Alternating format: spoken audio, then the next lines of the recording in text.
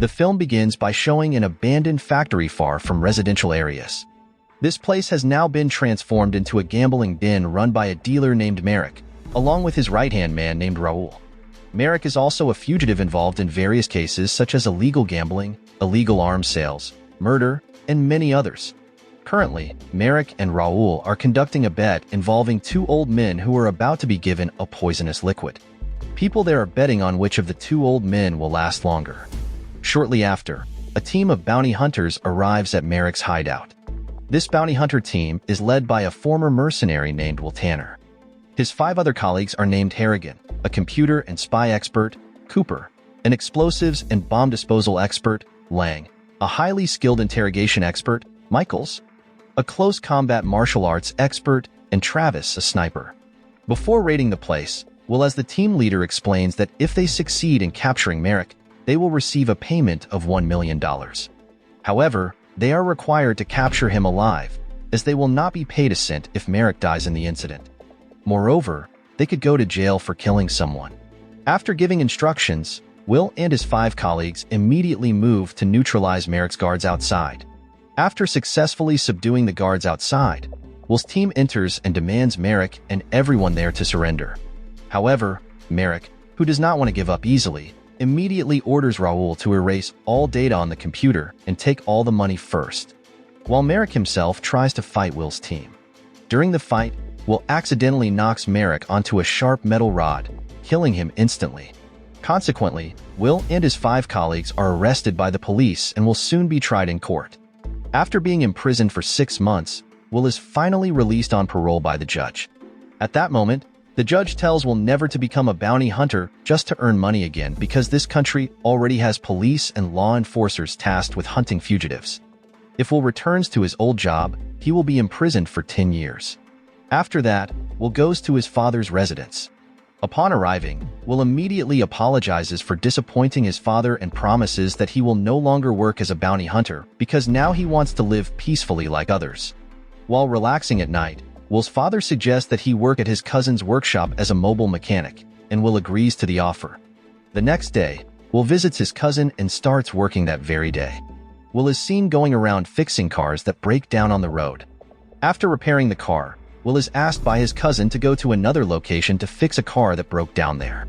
Upon arriving at the location, Will is quite surprised because the owner of the broken-down car is Michaels, his former colleague. However, Will is slightly puzzled by Michaels' behavior, who now appears nervous and anxious. It turns out that a drone is monitoring them both from above. Shortly after fixing the car, Will and Michaels decide to chat in a cafe. At that place, Will tries to ask if Michaels is having any problems because earlier he seemed anxious and restless. Michaels then says that everything is fine. Simultaneously, Michaels receives a message instructing him to eliminate Will immediately, or else he will be eliminated. At that moment, Michaels decides to attack Will. However, Will manages to dodge. A fight ensues, and Will eventually gains the upper hand. Still unaware of the situation, Will tries to ask Michaels what is really happening. Michaels reveals that he is forced to kill Will because otherwise, his family will be killed. This means someone wants Will dead. Michaels then continues to resist despite several warnings to calm down. At one point, Will accidentally hits his head, causing Michaels to die instantly. It turns out that all of this was orchestrated by Raul, as he is determined to avenge Merrick's death by targeting Will's group. Additionally, the drone seen earlier was deliberately used to record the fight because Raul was turning his revenge into a betting game for wealthy people. Back at the cafe, the police have secured the area and arrested Will. However, due to the numerous witnesses to the incident, Will is eventually released as it is proven that he acted in self-defense. At the same time, Will's father also arrives to take him home. On the way home, Will's father asks why Michaels wanted to kill Will, considering Michaels is his friend. Will, who knows nothing, cannot explain. But it's clear that Michaels acted under someone's threat. Upon arriving home, they find Lang, another former colleague of Will's, waiting for them. Lang says he knows about the incident that happened to Will. Hearing this, Will's father immediately points a gun at him because it's impossible for the news to spread so quickly, especially since Lang's house is far from the crime scene. However, Lang explains that he is now a private detective, so he can quickly learn about events in the city. Lang also tells Will that if he wants to know what is really happening, he should come with him. Before leaving, Will's father warns him to be careful with everyone, including Lang. On the way, Will asks what is really happening because he also notices that Lang looks nervous and anxious, just like Michaels. Lang explains that he and Michaels are both under someone's threat.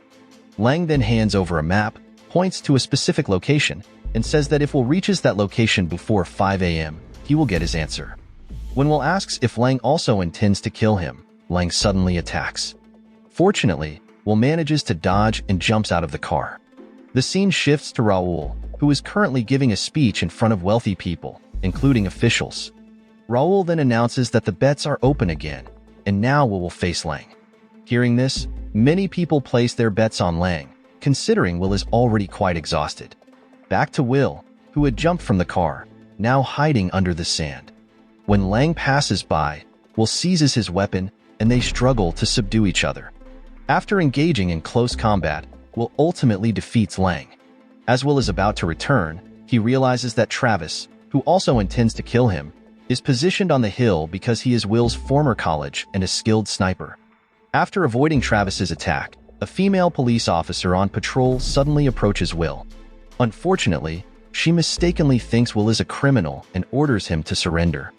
Not wanting the policewoman to become Travis's target, Will tries to explain that there is a sniper on the hill. Because of this, he asks her to get into the car immediately.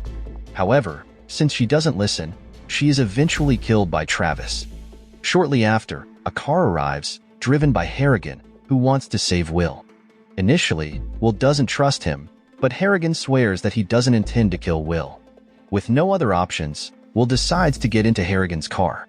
Upon reaching Harrigan's residence, Will corners him, demanding to know why his former colleagues now want to kill him. Harrigan then explains that he will tell everything as long as Will stays calm. Inside Harrigan's trailer home, he reveals that a week ago, Raul approached all the former team members and ordered them to kill Will today. Raul also threatened to kill their families if they did not comply. Furthermore, if they succeeded in killing Will, they were to kill each other, and the survivor would receive a multi-million-dollar reward. Hearing this explanation, Will pulls out the map previously given by Lang and asks why he must reach this location before 5 a.m. Harrigan explains that this is part of the betting concept now organized by Raul. This game has a route with the finish line at his headquarters. Additionally, the map's marked location is Raul's headquarters, and whoever survives and reaches there is the winner. Meanwhile, at Raul's headquarters, he announces a new bet between Will and Travis. Everyone there is confident that Will die this time, so no one bets on him. On the other hand, Travis is already near Harrigan's residence, ready to attack Will. Fortunately, Will and Harrigan manage to avoid the attack and escape by car. When they reach a gas station, their car suddenly breaks down. Because of this, Harrigan quickly goes inside while Will calls his father for a pickup. Meanwhile, Travis is closing in on them in his car. As Will and Harrigan watch the outside area, Travis suddenly attacks them with his weapon. In the midst of the battle, Will's father finally arrives and takes Harrigan away from there. In the car, Will's father asks Harrigan why he didn't want to hunt down Will.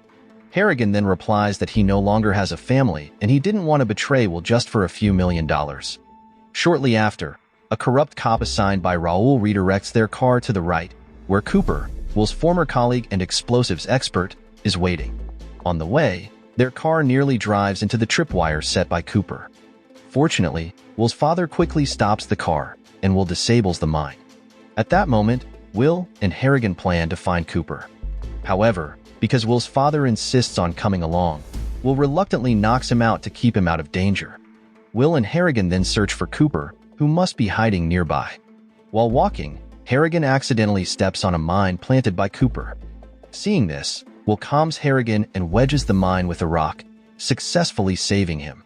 At the same time, Cooper is frustrated that all his mines were defused by Will. Because of this, Cooper immediately activates a detonator, causing trouble for Will and Harrigan. After dodging the explosion, Will chases after Cooper, who tries to escape by car. Will then tells Cooper that he doesn't have a family, so there's no reason for him to want to kill Will. However, Cooper admits that Raul's offer of money was too tempting, leading to a fight between the two. During the fight, Cooper accidentally releases a grenade pin. Knowing this, Will throws the grenade away, saving Cooper. Shortly after, a sheriff arrives intending to arrest all three. Cooper, not wanting to go to jail, flees. At the same time, a bullet hits Will's arm, fired by Travis. The sheriff then shoots at Travis, forcing him to leave. While Will is being treated and about to be taken to the police station, Cooper detonates a grenade, distracting the sheriff and allowing Cooper to subdue him. Cooper then tells Will that he will help him now because Will saved his life. The three of them leave, blowing up the sheriff's car on their way. On the road, they are suddenly stopped by Will's father, who wants to return a map left in the car. He also wants to retaliate for the punch Will gave him. But seeing Will's injured hand, his father forgives him and decides to help him resolve this issue. On the other hand, Raul instructs his operator to enter him into the game. While the wealthy spectators are impressed by Will's skills and start betting on him. Therefore, Raul will go bankrupt if Will manages to survive until 5 a.m. Once everything is ready, Raul announces that he will officially join the game and orders his men not to kill Will because he wants to do it himself. Elsewhere, Will and his group arrive near Raul's headquarters. At that moment, Will asks the others to go in first while he waits for Travis, who is still targeting him. After preparing, Cooper, Harrigan, and Will's father start the attack. Soon after, Travis arrives, looking for Will, but he is surprised to find Will already behind him. Will then asks Travis to surrender, saying their friendship is worth more than money, especially since Travis also doesn't have a family. Unfortunately, Travis was driven by greed and continues to attack. Reluctantly, Will is forced to kill him. After defeating Travis, Will quickly rushes to help his teammates fight against Raul's henchmen. At one point, Will finds Raul alone without his bodyguards. At the same time, Raul challenges Will to a duel to the death. The fight is intense, with everyone in the headquarters watching eagerly. Initially, Raul corners Will, but eventually, Will turns the tables, resulting in Raul's death. Afterwards, the police arrive and secure the area. Everyone inside Raul's headquarters is arrested, and all the money is confiscated. Because of this, the police chief thanks Will for uncovering the largest gambling syndicate in the city. Additionally, the police chief offers Will, Cooper, and Harrigan positions in the police force without the need for any tests. The film then ends. Moral lesson from the story: never mix gambling with old men and poison, or you'll end up in a duel with your old buddies for $1 million. And remember, it's better to avoid oil splashes while fixing a car than to dodge a sniper's bullet in your spare time.